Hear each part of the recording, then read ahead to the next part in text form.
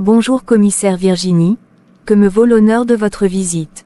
Bonjour Madame Paola, je suis venue vous parler de l'enquête que vous menez pour trouver l'assassin de votre mari. Que voulez-vous me dire à ce sujet commissaire, car la dernière fois que je vous ai parlé de ça vous vous êtes énervé. Eh bien, je suis venue vous demander d'arrêter cette enquête, car votre mari s'est suicidé et personne ne l'a tué. Vous n'avez pas à me dire quoi faire commissaire, je suis libre de faire ce qu'il me semble. Eh bien, je suis désolée de vous apprendre que non, en tant que commissaire, je vous ordonne de cesser immédiatement l'enquête. Et pourquoi devrais-je arrêter l'enquête commissaire? Est-ce que c'est juste parce que vous l'avez décidé? Non, c'est parce que vous n'avez pas le droit d'interférer avec la conclusion d'une enquête. Eh bien je m'en fiche, je ne serai pas embêtant que je n'aurai pas trouvé l'assassin de mon mari. Ne me forcez pas à utiliser la manière forte avec vous Madame Paola, faites juste ce que je vous ai dit. Et, si vous pensez pouvoir continuer l'enquête clandestinement, je vous préviens, la police vous surveille de près.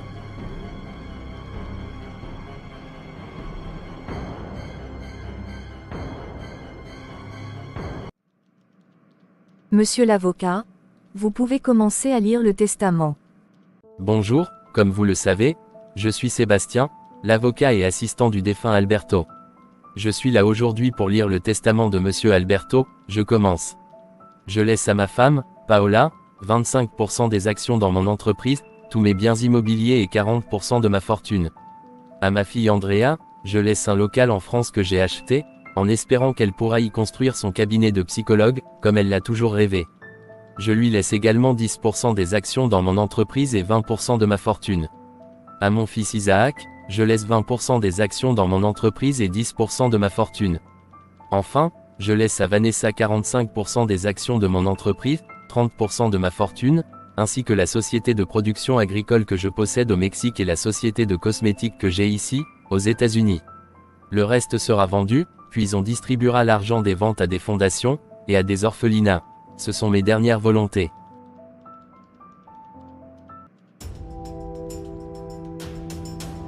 Que fait cette femme ici? Comme tu l'as entendu Paola, ton mari m'a laissé beaucoup de choses dans son testament, donc je suis venue les réclamer. Je n'arrive pas à croire que mon mari a donné les rênes de l'entreprise à cette femme. Vanessa, va-t'en de ma maison immédiatement, et ne reviens plus jamais. Tu es totalement pathétique Paola, je pars de ta maison, mais dès demain je viendrai à l'entreprise.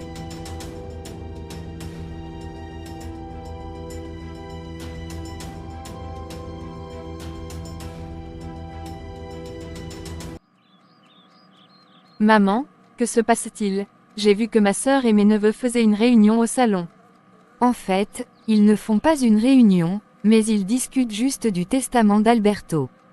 Quoi? Alberto avait un testament? Je ne le savais pas. Oui, Alberto avait rédigé un testament avant de mourir, et son avocat est venu pour le lire aujourd'hui. Je sens que cette histoire de testament va créer beaucoup de conflits dans la maison. Moi aussi, surtout que Alberto a légué presque tous ses biens à sa maîtresse. Quoi? Alberto avait une maîtresse, ça ne m'étonne pas de lui. Oui, apparemment, il avait une maîtresse, et il a laissé la majorité de ses biens à sa maîtresse. Oh mon Dieu, Paola ma sœur va beaucoup souffrir, elle aimait aveuglément cet homme. Oui, je sais Carmen, et nous devons la soutenir, tu es sa sœur, et je suis sa mère, c'est notre devoir de la soutenir. Je vais faire de mon mieux pour la soutenir maman. Merci beaucoup Sébastien, d'être passé ici, pour lire le testament d'Alberto. Ne me remerciez pas Paola, c'est mon travail tout de même. Mais c'est toujours un mystère pour moi, je n'arrive pas à comprendre. Dites-moi, qu'est-ce que vous n'arrivez pas à comprendre Paola? Pourquoi mon mari aurait rédigé un testament? Il ne savait pas qu'il allait mourir, et il était encore jeune. En fait, il savait qu'il allait mourir, c'est pour ça qu'il a rédigé un testament. Quoi? Comment ça? Mais comment il aurait pu savoir qu'on allait l'assassiner? Paola, personne n'a tué votre mari, il a décidé de se suicider, il savait qu'il allait se suicider tôt ou tard, Il me l'avait dit, c'est pour ça qu'il a rédigé son testament. Je refuse de croire que mon mari a été capable de se suicider. Je suis vraiment désolé Madame Paola, mais c'est la vérité.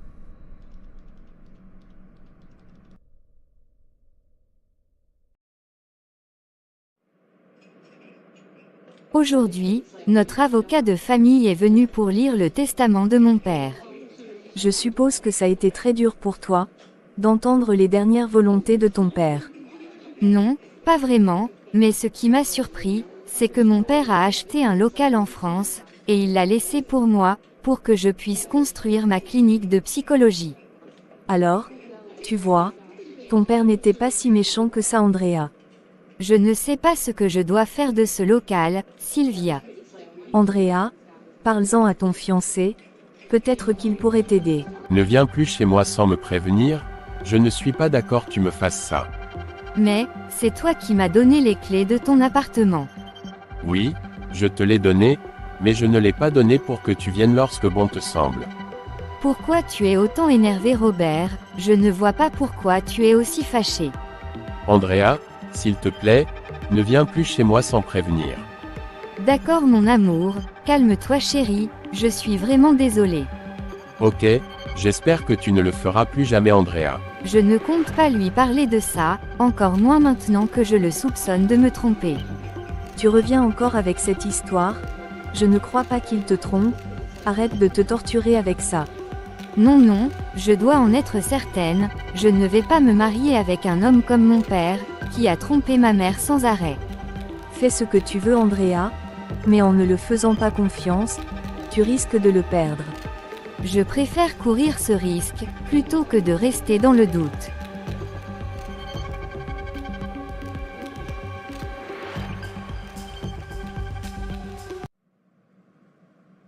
Pourquoi tu fais autant de bruit dans ta chambre? Qu'est-ce que tu fais Isaac? Je rassemble mes affaires grand-mère. Et pourquoi rassembles-tu tes affaires? Parce que je pars définitivement de cette maison, et nul ne pourra me convaincre de rester ici. Qu'est-ce qu'il y a maman? Pourquoi tu es aussi bizarre? Paola, ma chérie, je ne sais pas ce qui se passe avec ton fils, il a soudainement décidé de quitter la maison. Comment ça? Et pourquoi voudrait-il quitter cette maison? Je ne sais pas ma fille.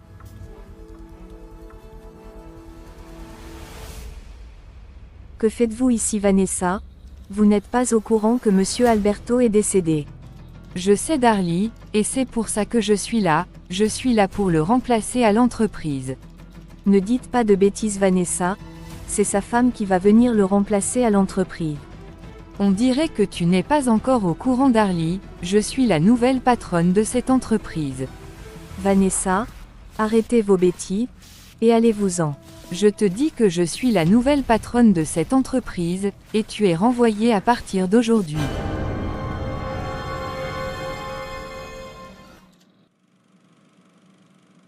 Justement, je t'attendais Vanessa. J'avais hâte de venir ici pour pouvoir commencer notre plan, Sébastien, nous allons prendre toute la fortune d'Alberto.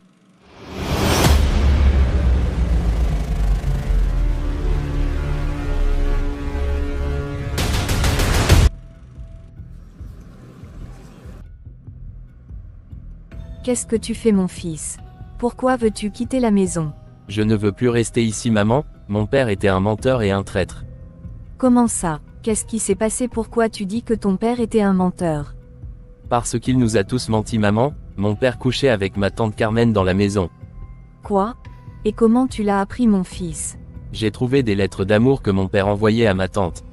Ne quitte pas la maison mon fils, je vais tout régler.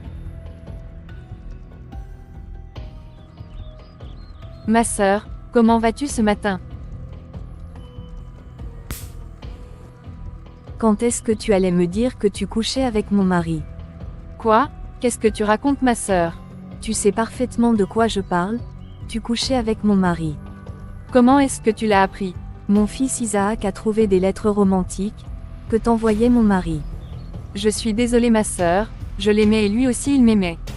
Alberto n'aimait aucune d'entre nous, Alberto couchait aussi avec une autre femme. Je suis désolée ma sœur, pardonne-moi. Jamais je ne vais te pardonner. Quitte ma maison immédiatement.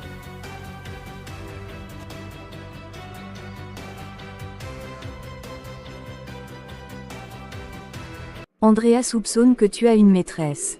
Quoi? Et pourquoi pense-t-elle que j'ai une maîtresse? Parce que tu agis bizarrement avec elle ces temps-ci. Et si elle découvrait la vérité, Sylvia, qu'allons-nous faire? Nous devons nous battre, pour qu'Andrea ne sache jamais que tu la trompes avec moi. Tu es si intelligente, mon amour.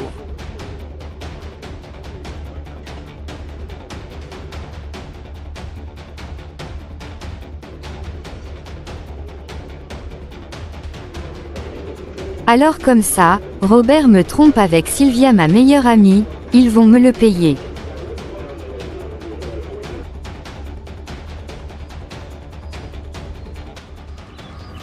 Maman, s'il te plaît, rends-moi un service, va dans ma chambre, prends tous les affaires d'Alberto, et jette-les à la poubelle. Mais Paola ma chérie, tu ne voudrais pas garder les affaires de ton mari comme des souvenirs, maintenant qu'il est mort.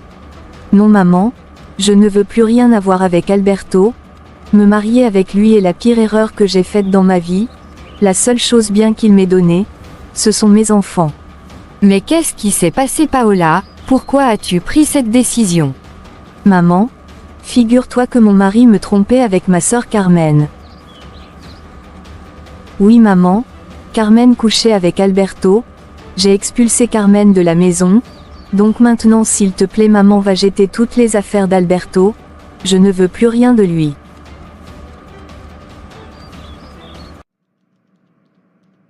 Darly, qu'est-ce que tu fais ici? Eh bien Madame Paola, Vanessa, la maîtresse de votre défunt mari est venue à l'entreprise, elle m'a licenciée. Quoi? Comment ça? Elle n'a pas le droit de te renvoyer. Elle m'a dit qu'elle est la patronne de l'entreprise maintenant. Malheureusement, elle est l'actionnaire majoritaire de l'entreprise maintenant, mais elle n'a pas le droit de te licencier. Bon, je dois sortir, j'ai reçu un appel important. Mais, rentre chez toi, dès demain je m'occupe de tout, et tu pourras revenir travailler à l'entreprise. Merci Madame Paola.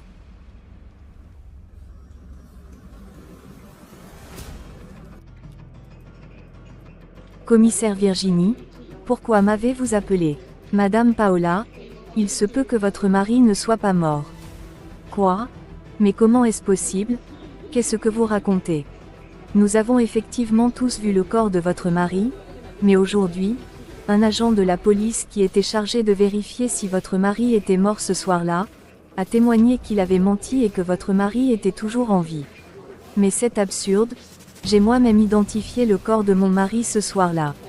Oui, mais peut-être qu'il n'était pas mort, le jour de son enterrement, et ce que vous aviez ouvert le cercueil. Non, le cercueil est resté fermé ce jour-là. C'est ce que je pensais. Nous avons questionné un agent de la morgue où était le corps de votre mari. Il a fini par avouer que le corps qui était dans le cercueil n'était pas celui de votre mari, et que votre mari n'était pas mort lorsqu'il était arrivé à la morgue. Apparemment, votre mari aurait payé l'agent de la morgue pour mettre un autre corps dans le cercueil, il aurait aussi payé l'agent de la police pour dire qu'il est mort, et il aurait aussi payé quelqu'un pour pouvoir lui tirer dessus. Quoi? Ça veut dire qu'Alberto, mon mari, est toujours en vie. Nous n'en sommes pas sûrs. Demain nous allons déterrer le cercueil pour pouvoir l'ouvrir, alors nous allons regarder si c'est votre mari qui est dans le cercueil.